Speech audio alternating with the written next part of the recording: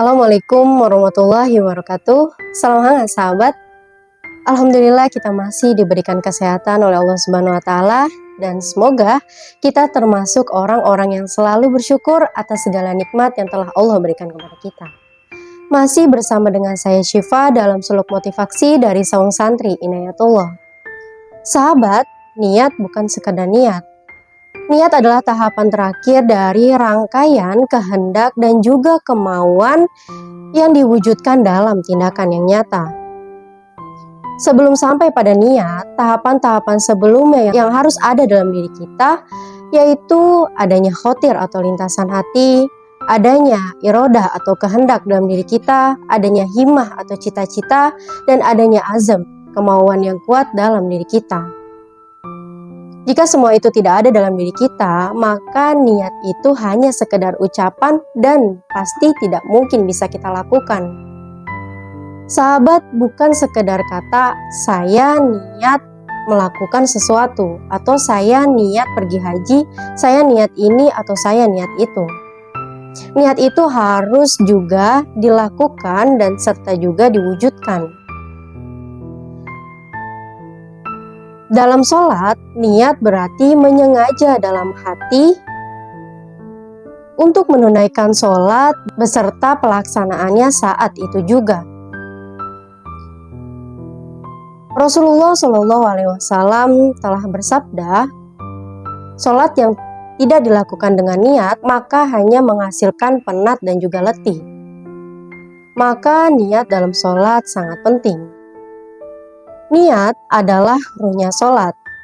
Perbuatan dan ucapan dalam sholat adalah jasadnya.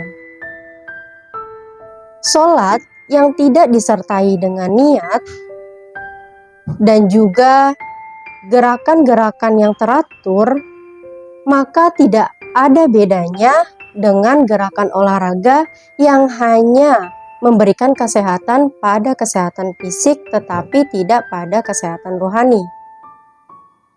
Sahabat, niat adalah puncak dari ikhlas. Berarti kita memurnikan segala sesuatu hanya kepada Allah Subhanahu wa taala tanpa pamrih apapun.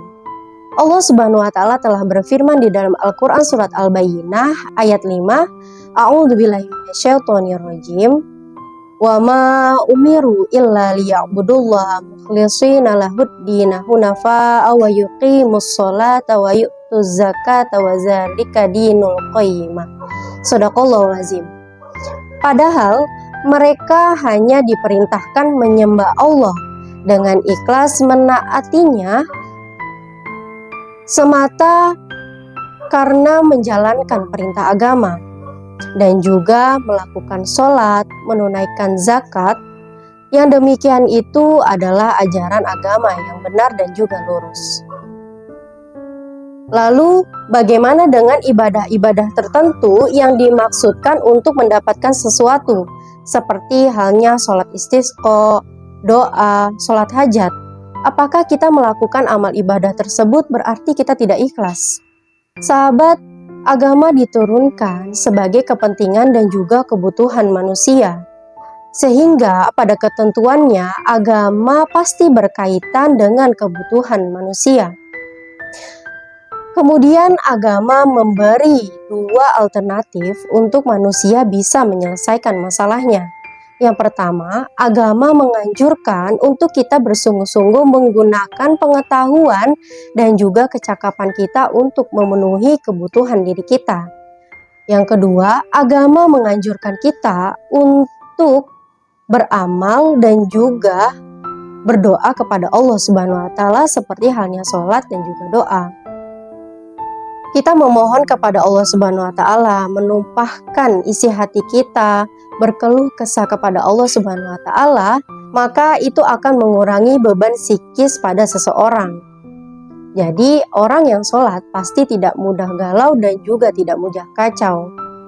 Ingat ya sahabat, bahwa beribadah dan beragama bukan hanya sekedar niat, tapi harus dilakukan dan juga diwujudkan.